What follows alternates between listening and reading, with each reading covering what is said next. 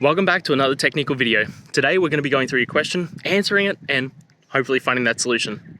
Guys, remember to stay just a little bit crazy like me, and hopefully you get to that resolution. Now, let's continue on.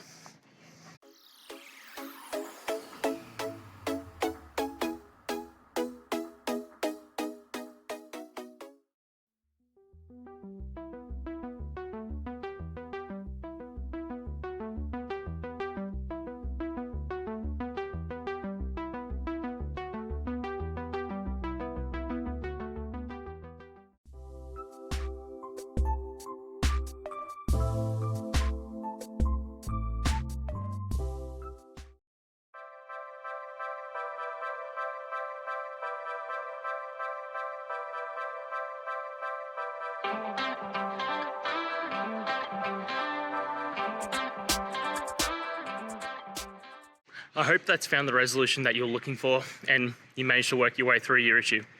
Please, if it did help, hit subscribe. I'd really appreciate it. And until the next technical time you need help, have a good one.